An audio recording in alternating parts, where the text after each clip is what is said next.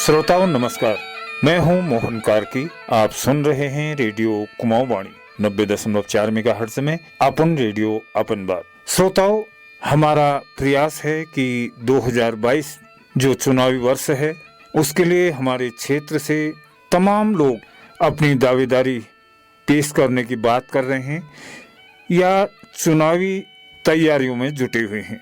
इसे ध्यान में रखते हुए कुमाऊं वाणी का प्रयास है कि हम उन सभी क्षेत्रीय दावेदारों के साथ बात करें जो चुनावी दावेदारी प्रस्तुत कर रहे हैं, ताकि उनकी सोच, उनका विचार आम जनता तक पहुंच सके और जनता भी इन सारी बातों को ध्यान में रखते हुए एक बेहतर प्रतिनिधि के बारे में सोचना शुरू कर सके।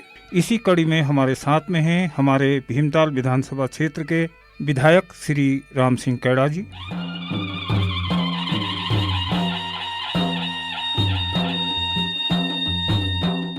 कैड़ा जी विकासखंड प्रमुख भी रहे हैं उखलकांडा में और जिला पंचायत सदस्य भी रहे हैं और छात्र राजनीति में अपना महत्वपूर्ण योगदान दिया है और अभी वर्तमान में हमारे विधायक विधानसभा क्षेत्र भीमताल हैं। सर, आपका हार्दिक स्वागत, हार्दिक अभिनंदन रेडियो कुमाऊं वाणी में। धन्यवाद।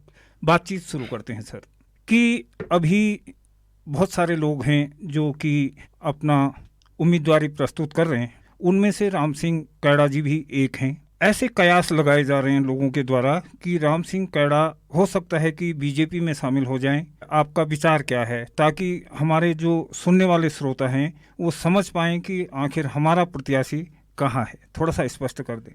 देखिए, मैं कुमाऊं वाणी के माध्यम से सभी किसान भाइयों को, अपने नौजवान भाइयों को, अपने भीमताल विधानसभा क्षेत्र की जनता को और कुमाऊं और उत्तराखंड के लोगों को प्रणाम करता हूं।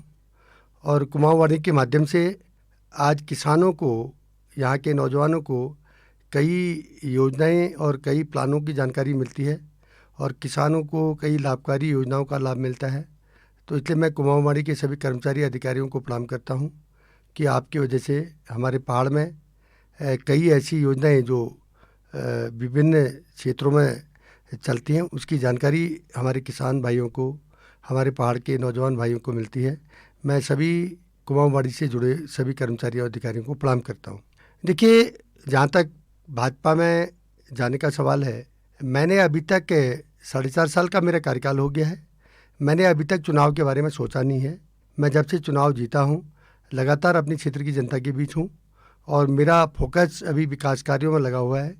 अभी मैंने चुनाव के बारे में सोचा ही नहीं है और मैं अभी तक सरकार के सहयोग से अपने क्षेत्र में रोजगार परक योजनाओं को लाने का प्रयास कर रहा हूँ, विकास की योजनाओं को धरातल में लाने का प्रयास कर रहा हूँ और किसानों की समस्याओं को सरकार के सम्मुख रख करके उन समस्याओं का समाधान करने का प्रयास कर रहा हूँ।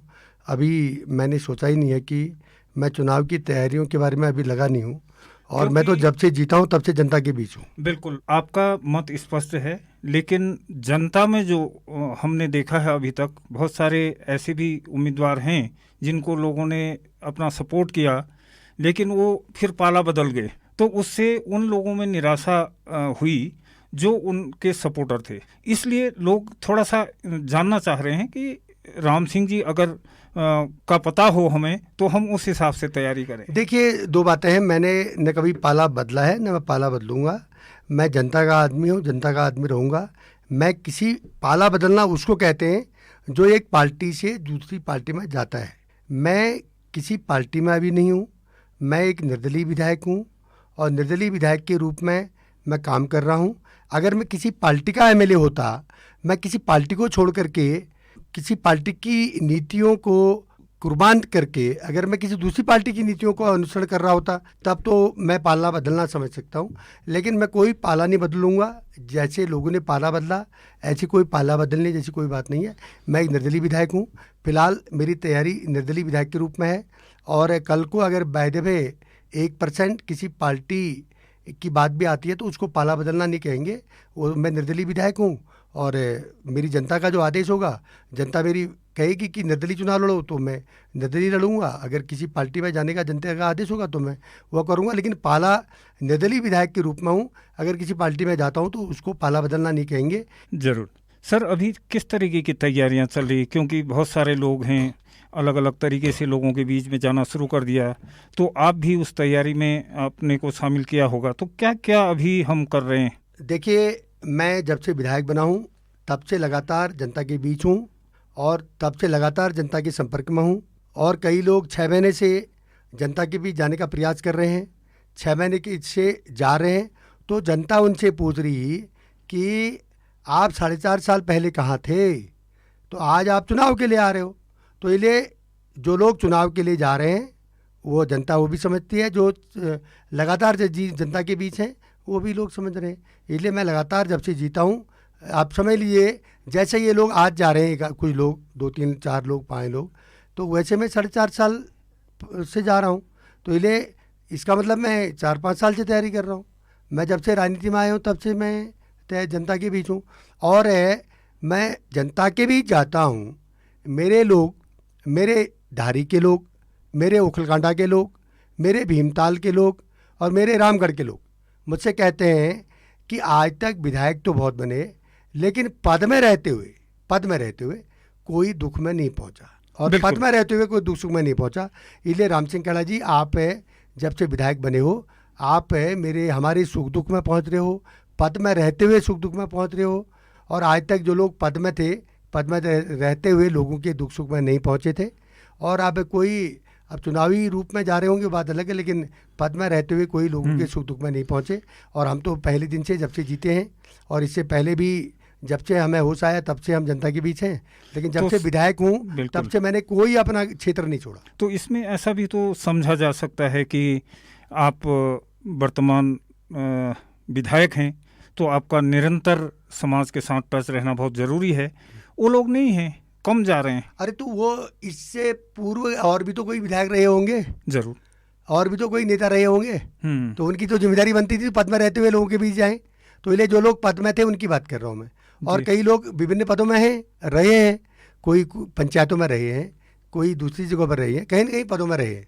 तो वो जिस समय रहे थे उस समय कितने थे, जो जिस समय उनका कार्यकाल था उस समय की बात कर रहा हूँ, जो जिस समय का कार्यकाल, वो उस समय क्यों नहीं आते थे। आज सब जनता जानती है कि पद में रहते हुए तो नहीं आए लोगों के सुख दुख में, लेकिन आज आप चुनाव आ गया है तो लोग आ रहे हैं, चुनावी कार्यक्रम है, चुनावी तैयारी। बिल्कुल सही, सब लोग जानते हैं।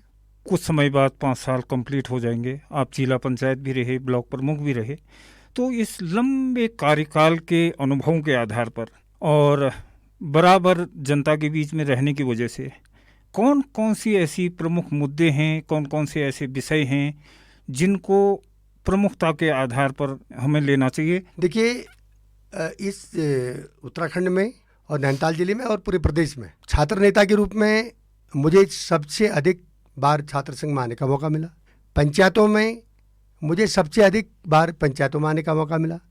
और आज मैं विधायक के रूप में इस उत्तराखंड में और इस कुमाऊं मंडल में, कुमाऊं हल्द्वानी से ऊपर को कुमाऊं कहलाता है, यानी कि पहाड़, हल्द्वानी से नीचे को तराई भाबर, तराई कुमाऊं में पहाड़ में पहली बार किसी व्यक्ति को अगर निर्दलीय चुनाव जीतने का मौका मिला तो राम सिंह खेड़ा को मिला।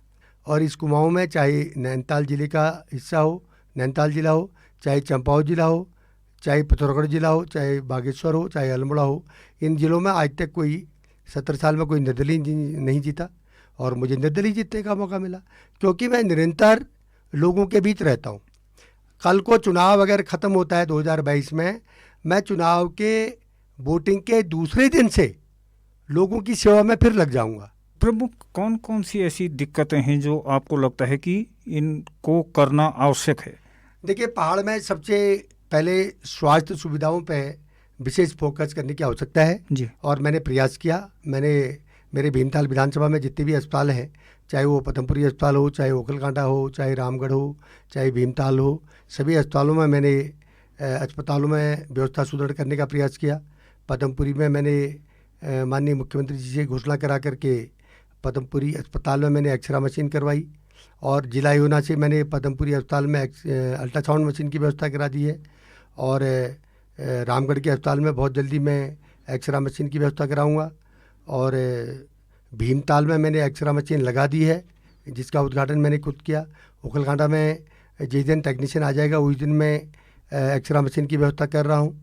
तो इसलिए मैं पहाड़ों में जब तक हम स्वास्थ्य सुविधाओं को सुदृढ़ नहीं करेंगे पहाड़ में, तब तक ये दिक्कतें आती रहेंगी, पलायन होते रहेगा जी। और दूसरा विषय है शिक्षा का। आज मैंने कई बार ये मुद्दे रखे, मैंने कहा कि तराई में कई प्रकार के प्राइवेट पब्लिक स्कूल हैं। गरीब के लिए गरीब पब्लिक स्कूल है, अमीर के लिए अमीर पब्लिक स्कूल है।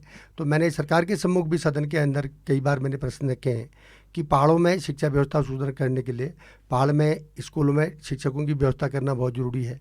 और जहाँ पर क्षतिग्रस्त भवन है, भवनों के लिए हम कई भवन हमने बना दिए हैं और कई भवनों के लिए पैसा हम लाए हैं। और पोखराड़ की इंटर कॉलेज में कई सालों से डिग्री कॉलेज की कक्षाएँ चल रही थी। मैंने दोसापानी में यहीं पर डिग्री कॉलेज का भवन तैयार करके पोखराड़ इंटर कॉलेज में, जो डिग्री कॉलेज के बच्चे पढ़ते थे, इंटर कॉलेज की क्लासों में डिग्री कॉलेज के बच्चे पढ़ते थे, तो मैंने भवन तैयार करके डिग्री कॉलेज को यहाँ शिफ्ट कर दिया है। और ओखलकांडा का पतलोट में जो इंटर कॉलेज की कक्षाओं में डिग्री कॉलेज के बच्चे पढ़ते थे, तो मैंने वहाँ पर ज़मीन ढूंढवा करके भवन के लिए 4 करोड़ 37 लाख रुपए ला करके मैंने भवन का काम शुरू करा दिया है। यानी कि आप कह रहे हैं कि स्वास्थ्य और शिक्षा और रोजगार। सर, स्वास्थ्य, शिक्षा, रोजगार और सड़क और पुलिया, पानी, ये सभी लोग कह रहे हैं। सब लोग यही कह रहे हैं कि शिक्षा पे काम करूंगा अगर मैं जीत जाता हूं, और रोजगार के लिए काम करूंगा। सवाल ये है कि राम सिंह जी भी वही कह रहे हैं। अगर राम सिंह भी वही कह रहे हैं जो सब कह रहे हैं, तो फिर हम राम सिंह जी उन सब की जमात से अलग कैसे हैं? फिर वही तो है। देखिए, मैं कभी भी ना जी, अगर जैसे हमने काम किया है और हमने आज आप ओखलकांडा के किसी भी गांव में जाइए, आप रामगढ़ में यहीं से नीचे को एक मैंने रोड काटी है, सूपी वाली रोड मैंने काटी है, जहाँ पर मेरा आकाशवाणी का जो ऑफिस है उसके ठीक नीचे जो रोड कटी है वो राम सिंह खेड़ा ने कटाई है जी। आप रामगढ़ ब्लॉक के जिन गाँव में रोड नहीं थी उन गाँव में मैंने रोड लाने का प्रयास किया है, मैं कर रहा हूँ।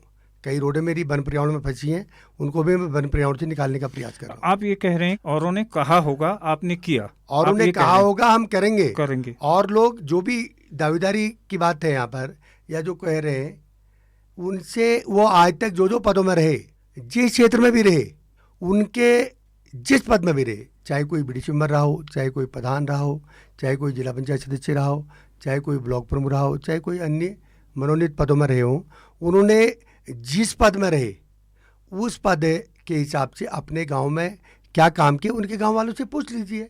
तो चाहे कोई विधायक न रहा हो, हाँ, लेकिन वो किसी न किसी पद में रहे होंगे, तो जिस पद में जहाँ पर रहे उस क्षेत्र में उनके द्वारा क्या काम किए गए वो बताएं। अगर वहाँ के अगर कोई बीडीसी मेंबर बना, उसने अपने गांव में बीडीसी मेंबर के काम तो किए नहीं, अब वो कह रहे हैं कि हम विधायक बनकर ये काम कर देंगे। आप पहले ये तो बताओ भैया, क्या आप बीडीसी मेंबर रहे, आपने बीडीसी मेंबर वाले काम तो किए नहीं।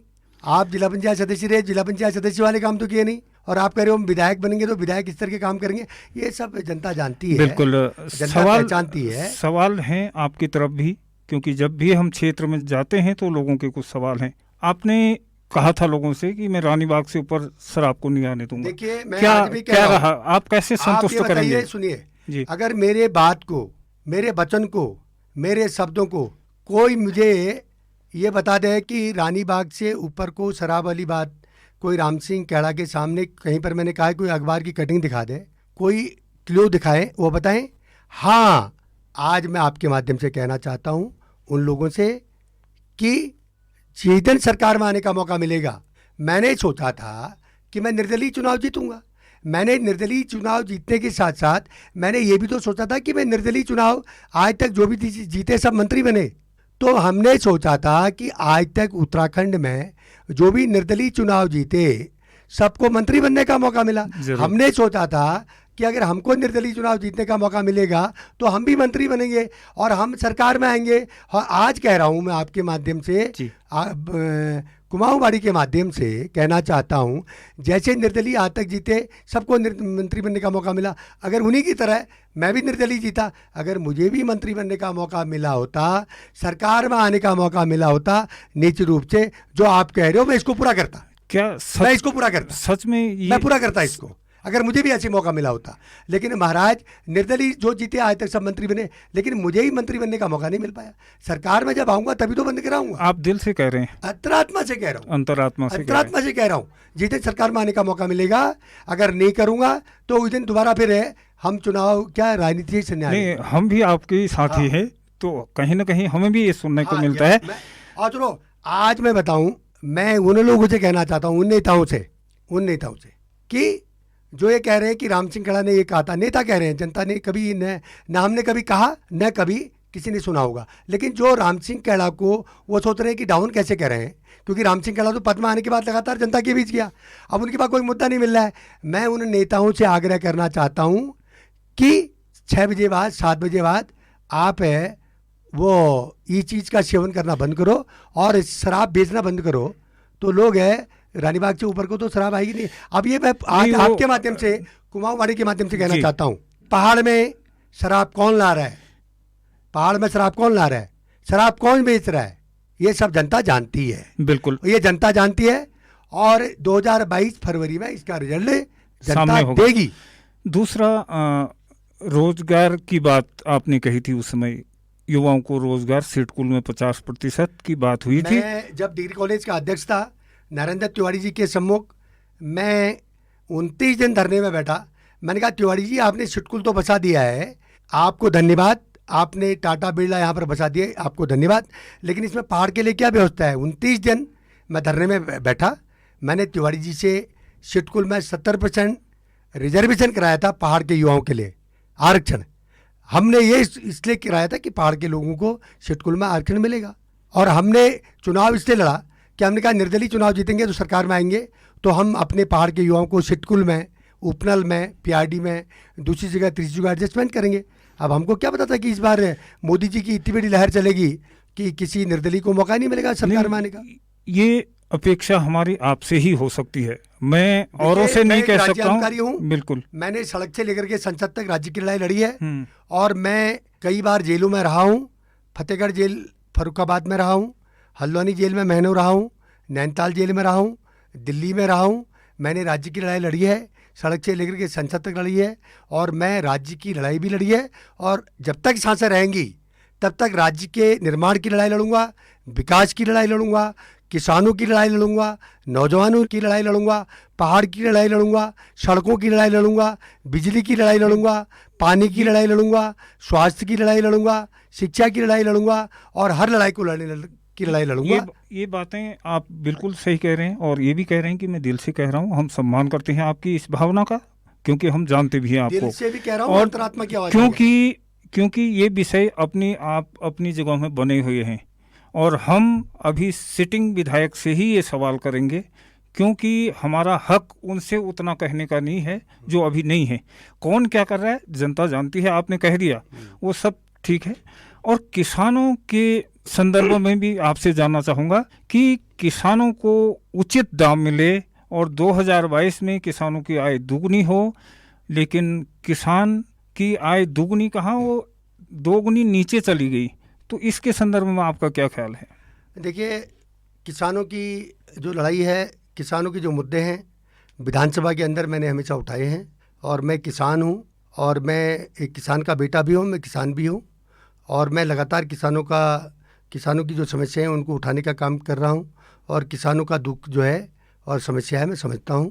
और जिन्होंने कभी हल नहीं जोता, जिन्होंने कभी गेहूँ, जौ, गोद, भट, मडुआ और गहत, जो भी हमारे काश्तकार जिसका उत्पादन उगाते हैं, उनके नाम नहीं जानते हैं, उनके बारे में मैं ज़्यादा टिप्पणी करना पसंद नहीं करूँगा। तो मैं कह रहा हूँ कि मैं किसान हूँ। बीच में ही जो हमारा एसबीआई कंपनी के द्वारा किसानों का जो बीमा का इशू था, मैंने यहाँ से मुंबई तक अधिकारियों को लाने का काम करके एसबीआई कंपनी के अधिकारियों को मुंबई से यहाँ बुलाया, और इसमें मैंने पुरजोर तरीके से सरकार के सम्मुख अपना पक्ष रखा, और किसानों का जो बीमा में जो एसबीआई कंपनी के द्वारा जो घपलेबाजी की थी उसको मैंने उजागर किया नहीं, और बिल्कुल। किसानों को बीमा दिलाया मैंने। बिल्कुल, जो चीजें की वो भी जनता के सामने है, लेकिन हम ये है कि आखिर हमारे लिए ये व्यवस्था कौन करेगा।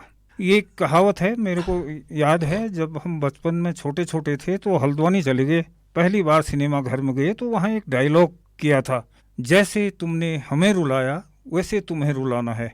एक दादागिरी फिल्म का डायलॉग है, सिर्फ खिलाड़ी बदल गए हैं, बाकी खेल पुराना है। कहीं ऐसा न हो, क्योंकि ये संदेश जाना चाहिए लोगों में। ठीक है, एक विधायक की भी अपनी एक लिमिटेशन होती है, हम ये तो नहीं अपेक्षा कर सकते कि काया पलट हो जाएगी, समझने में भी वक्त लगता है और ये चीज़ें हैं ज़रूर, लेकिन इस तरफ भी ज़रूर देखिए, मेरा किसान पहाड़ का, मेरे भीमताल विधानसभा क्षेत्र का किसान, चाहे वो ओखलकांडा का हो, चाहे धारी के हों, चाहे रामगढ़ के हों, चाहे भीमताल के हों, किसान सब जानते हैं कि किसका क्या दायरा है और विधायक के अपने क्या लिमिटेशन है, विधायक का क्या काम है, जनता मेरी जानती है। विधायक का काम है विधानसभा के अंदर किसानों की आवाज़ बनना, और सूचना के अधिकार में मांग सकते हैं आप, आपके माध्यम से, क्योंकि आप हमारी आवाज़ हैं। आप या मेरे कोई भी लोग, जागरूक लोग समझ सकते हैं कि आज तक के विधायकों में सूचना के अधिकार के तहत मांग सकते हैं कि आज तक के विधायकों में विधानसभा के अंदर किस विधायक ने किसानों के पक्ष में कितनी बार मुद्दा उठाया, कितनी बार विधानसभा में प्रश्न लगाए, कितनी बार किसानों के लिए बोले। तो इसलिए सच को काहे की जरूरत है। मैं तो विधानसभा के अंदर किसानों की आवाज़ उठाने का काम करता हूँ। मैंने हमेशा किसानों की बात विधानसभा के अंदर उठाई है। तो इसलिए मेरा जो कर्तव्य है कि मैं कर्तव्य का निर्वहन कर रहा हूँ, और मेरे किसान भाई, मेरे किसान, मेरी माताएं, मेरे बुजुर्ग सब जानते हैं कि विधायक का क्या कर्तव्य है। मैं अपने कर्तव्य का निर्वहन कर रहा हूँ। ज़्यादा मैंने अपने किसान, यहाँ का नौजवान, यहाँ की जनता सब मेरी माँ बाप समान है, और मेरे माँ बाप समान लोग जानते हैं कि मेरा क्या दायरा है। मैं विधायक के रूप में अपने लोगों की आवाज़ बनकर विधानसभा में उठा रहा हूँ। हाँ, ये वादा कर रहा हूँ, जिस दिन जैसे आज तक के निर्दलियों को सरकार में आने का मौका मिला, अगर ऐसे ही मुझे अगर कभी सरकार में आने का मौका मिला, सरकार का पार्ट बनने का मौका मिला, तो निश्चित रूप से मेरे लोगों को, मेरे किसानों को, मेरे नौजवानों को, मेरे पहाड़ को, मेरे लोगों को कोई शिकायत नहीं आएगी।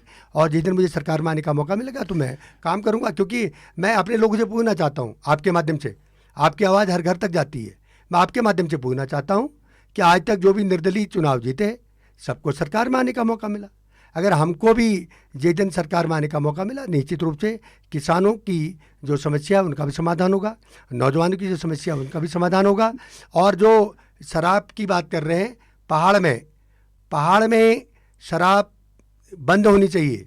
पहाड़ में मैं बचपन से, सुनो, न मैं शराब पीता हूँ और न मैं शराब पीने वालों के पक्ष में रहता हूँ। मेरे ओखलकांडा के लोग जानते हैं, मेरे धारी के लोग जानते हैं, मेरे रामगढ़ के लोग जानते हैं, मेरे भीमताल के लोग जानते हैं। नहीं, बिल्कुल, ये आप पूछिए, सही कह रहे हैं। मैं इन नेताओं से जो आज तक, जो एक आध कुछ लोग, 4-5 लोग जो भी है, उनमें से 2-4 लोगों से ये पूछिए कि पहाड़ में चापी में बार खुला, ये किसकी सह पे खुला? धारी में बार खुला, किसकी सह पे खुला? नथुआ कान में शराब की भट्टी खुली, किसकी सह पे खुली?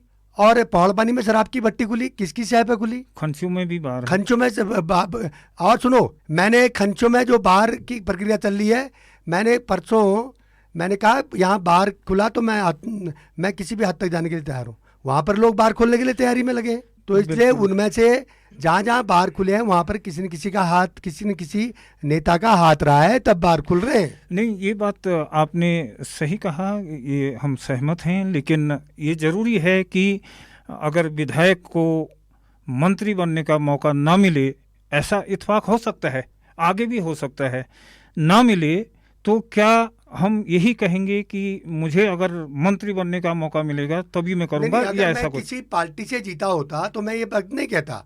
मैं कह रहा हूं कि राज्य बनने के बाद जितने भी निर्दलीय चुनाव जीते उनको सरकार में आने का मौका मिला जी। मैं अगर आज एज ए बीजेपी का एमएलए होता तो मैं ये नहीं कहता कि मुझे मंत्री बनने का मौका नहीं मिला। अगर मैं कांग्रेस का विधायक होता तो मैं ये नहीं कहता कि मुझे मंत्री बनने का मौका मिला। मैं कह रहा हूं कि उत्तराखंड की परिपाटी रही है, जो भी निर्दलीय चुनाव जीते उनको सरकार में आने का मौका मिला, तो मैं भी निर्दलीय चुनाव जीतूंगा। तो मुझे जीता, जिस समय मैं चुनाव लड़ा था, मैंने कहा निर्दलीय चुनाव हरि दुर्गापाल जी जीते, दिनेश धने जी जीते, दिवाकर भट्ट जी जीते, प्रीतम जी जीते, या दूसरे जो भी जी जीते, उन्हें सबको सरकार में आने का मौका मिला। लेकिन मैंने भी सोचा था, मेरा भी सपना था कि मैं भी अगर निर्दलीय चुनाव जीता, अगर मुझे भी सरकार में आने का मौका मिला। लेकिन पहली बार इतिहास में ऐसा उलट पलट हुआ कि 57 विधायक एक पार्टी के हैं, तो 57 विधायक जब एक पार्टी के हो गए तो उसमें निर्दलीय को मौका कैसे मिलता? अब वो 35-36 होते तो हमको भी मौका मिलता।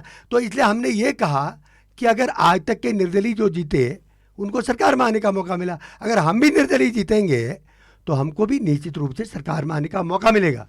तो हमको क्या पता कि उलट पुलट होने वाला, नहीं तो हम 5 साल और वेट करते। बिल्कुल। देखिए, आपके माध्यम से मैं कहना चाहता हूँ, ओखलकांडा ब्लॉक का कोई भी गांव ऐसा नहीं है बड़ा ग्राम सभा जिस ग्राम सभा में मैंने रोड न डाली हो। ओखलकांडा ब्लॉक का कोई भी गांव नहीं है जहां मैंने रोड न डाली हो, और कुछ तोक छूट गए हैं, वहां भी हम विधायक नीचे रोड करने का प्रयास कर रहे हैं। मैंने 170 से 80 रोड अभी तक काट दी हैं, जिसमें विधायक निधि से हैं, राज्य सेक्टर से भी हैं, प्रधानमंत्री सड़क योजना के तहत भी मैंने वन पर्यावरण में जो फंसी हुई रोड थी उनको स्वीकृति ला करके मैंने काम शुरू करा दिया है। धारी ब्लॉक में हर गांव में मैं रोड पहुंचाने का प्रयास कर रहा हूं। आप रोडों को बनाने में, भीमताल में भी और रामगढ़ में। एक सवाल, आप रोडों को बनाने में भी तो वो जो PWD के मानक होते हैं उनको फॉलो ही नहीं कर रहे हैं। मान्यवर, देखिए, मैं पहले विधायक नीचे रोड काट रहा हूँ और उसके बाद उन्हीं रोडों को मैं विधायक नीचे काटने के बाद PWD को हैंडओवर कर रहा हूँ।